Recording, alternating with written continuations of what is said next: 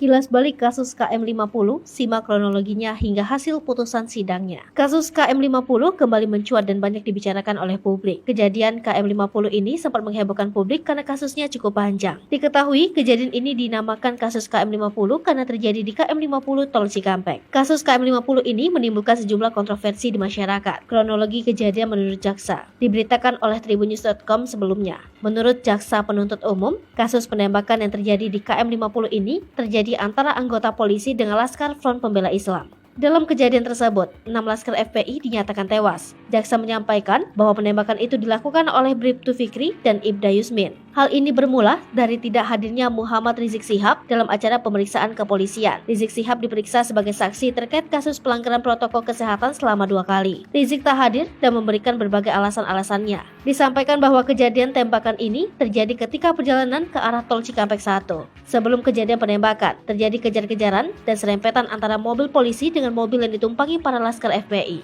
Pada 6 Desember 2020, saat itu Ibda Yusmin, Bribtu Fikri, Bribka Faisal, dan Ibda Elwira berada di mobil Toyota Avanza berwarna silver, sementara Bribka Adi Ismanto dan Aibda Tony ada di mobil Daihatsu Xenia berwarna silver, dan Bribka Guntur Pamungkas menggunakan mobil Toyota Avanza berwarna hitam pada pukul 22.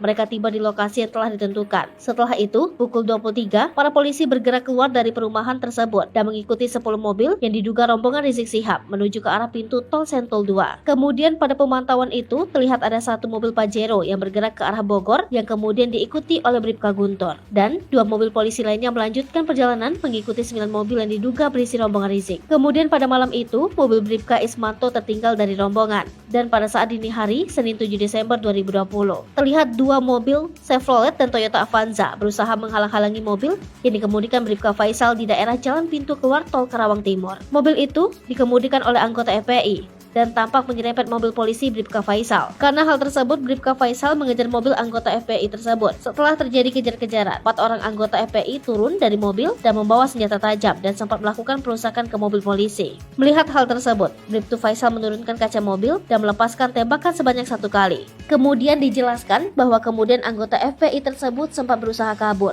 Hingga akhirnya 4 anggota Laskar FPI berhasil ditangkap oleh polisi. Tetapi di perjalanan, Laskar FPI sempat melakukan perlawanan dan merebut senjata polisi. Kemudian saat itu almarhum Ibda Elwira Priyadi Z dan Bribtu Fikri menembak 4 Laskar FPI di dalam mobil hingga tewas karena melihat adanya perlawanan. Hasil putusan sidang. Dari hasil putusan sidang, Bribtu Fikri Ramadan dan Ibda Yusmin Ohorela didakwa melakukan tindak pidana sebagaimana diatur dalam pasal 338 KUHP.